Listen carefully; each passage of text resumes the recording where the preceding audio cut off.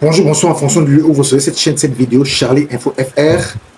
Aujourd'hui, il est important, les amis, qu'on parle de quelque chose de très important avec la sortie de Monsieur Ousmane May.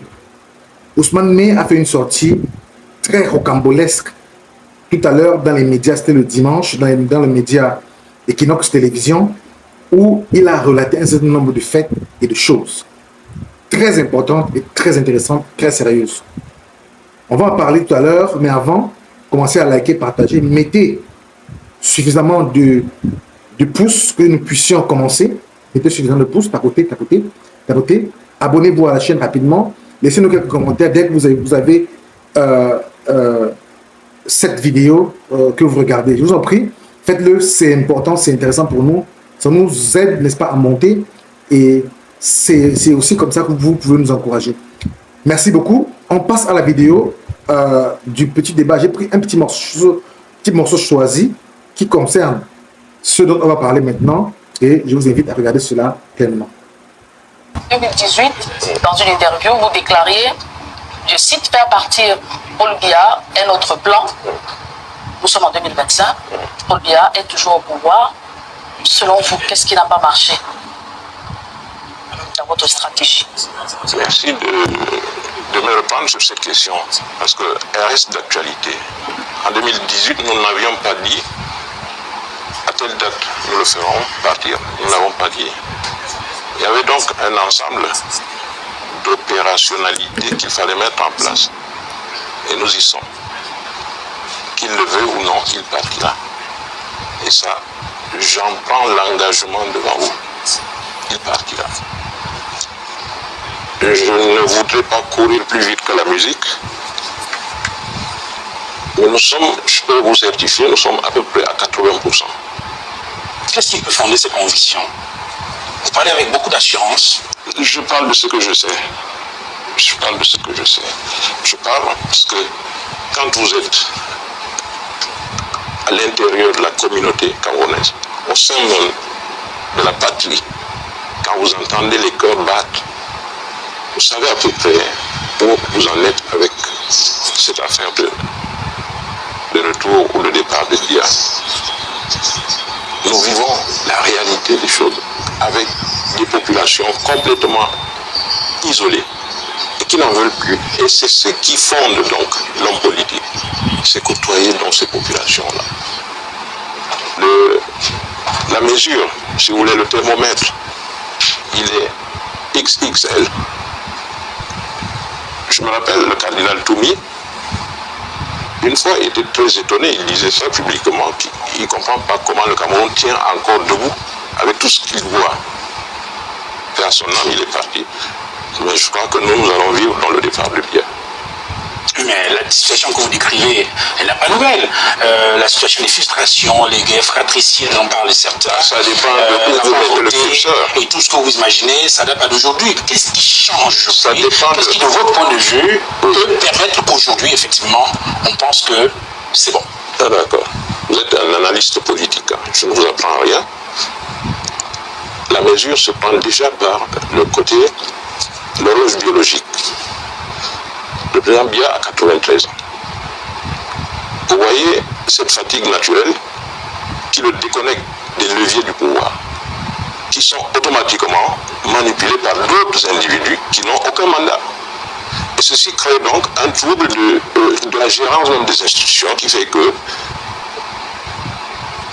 la déconfiture, comme on dit, l'œuf pourrit toujours de l'intérieur. L'œuf pourrit de l'intérieur.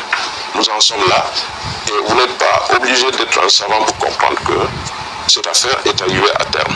Déjà l'âge, puis les conséquences du fait qu'il n'est pas très présent, qu'il est même plutôt absent, et la fatigue politique. Le RDPC date de 85, mais le RDPC a un ancêtre, l'UC, qui a donné dans l'UNC. Et bien, forcément, il faut quand même accepter que les choses s'écroulent un peu de ce côté aussi. Alors, il y a la jeunesse qui n'en veut plus, la jeunesse qui veut autre chose. Et ça se sent, ça se ressent. Alors tout ça mis ensemble, vous garantit que ce monsieur n'en a plus pour longtemps. Et comme il faut passer par des moyens, des instruments, n'est-ce pas, institutionnels, et nous sommes en train d'achever donc de mettre ça en place. Alors, mes chers amis, quand vous avez regardé cette vidéo, qu'est-ce que cette interview vous inspire? Entre ce que Al-Amin Ousmane Mey a dit par rapport, n'est-ce pas, à la démission de Issa Chiroma Bakary, par rapport aussi à la démission de M.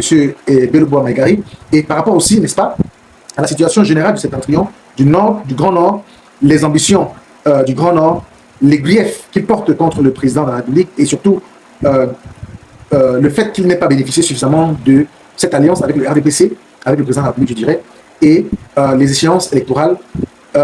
Je voudrais, d'entrée de jeu, préciser que cette interview a eu lieu très récemment, c'était le dimanche, à Equinox Télévision. Pour ceux qui l'ont regardé, il est important de dire que Al-Amin Ousmane Mey était l'un des ministres du gouvernement de la République, ministre de l'économie et je pense de la planification, quelque chose comme ça.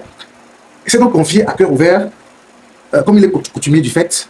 C'est quelqu'un qui parle sans embâche, quelqu'un qui parle avec détermination, quelqu'un qui parle sans avoir peur et sans être frustré. Je veux dire, sans avoir une frustration hors de celle qu'il vit en tant que nordiste, en tant que représentant du Nord, de l'élite du Nord.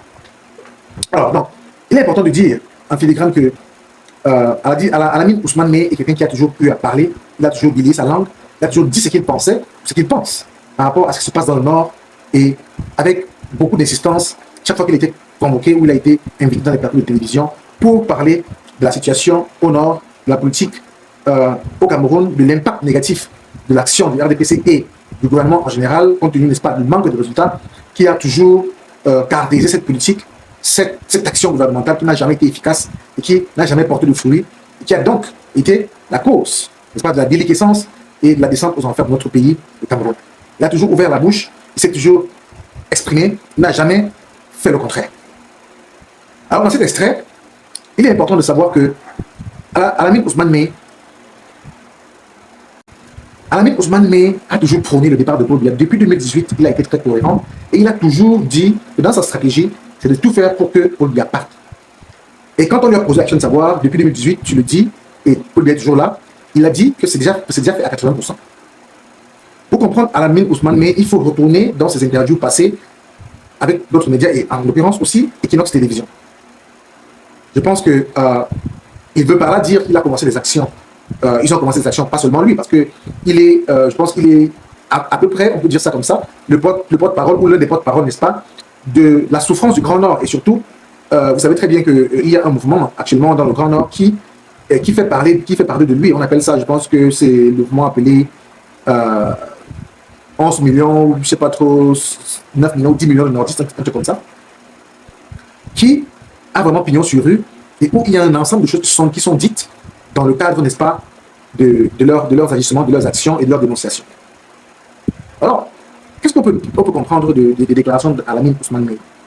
Il dit qu'il fait la promesse aux Camerounais que Paul Biya partira cette année. Ça, c'est des formules lourdes. Je veux dire, c'est des déclarations lourdes et fortes. Sans aucun embâche, sans aucune peur aucune. C'est vraiment fort. C'est vraiment fort. En tout cas, ce que j'essaie de vous montrer, c'est vous dire que lorsque les nordistes, ils peuvent vous dire oui, monsieur, oui, patron, pendant longtemps, mais lorsqu'ils vous disent non, c'est non.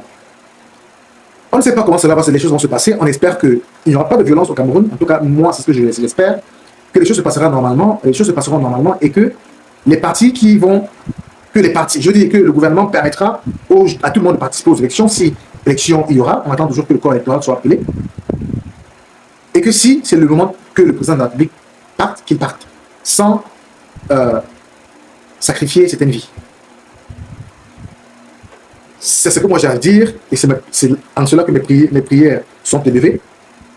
Vous, qu'est-ce que vous pensez, n'est-ce pas, du discours, ou si vous voulez, n'est-ce pas, de cette interview d'Al-Amin Ousmane Mey que vous pouvez retrouver sur la chaîne télévision Equinox Télévision? Vous pouvez aller dans leur publication, vous allez voir cette interview. Cela a eu lieu le dimanche, je pense 29 juin 2025, dans leur émission La Vérité en face. Vous pouvez aller regarder ça et voir pour comprendre tout ce qu'il a dit de fond en comble du début jusqu'à la fin. Très émouvant, très captivant, très intéressant. Alors vous nous direz qu'est-ce que vous pensez, quelques petits messages, quelques petits mots dans les commentaires, ou dans les commentaires, dites-nous ce que vous pensez, dites-nous ce que cela vous inspire, et nous serons ravis, n'est-ce pas, de vous répondre. On répond à tous les messages, à tous les commentaires, nous y répondons. Merci de souscrire, activez la cloche de notification pour ne rater aucune de nos publications. Portez-vous bien, ciao ciao.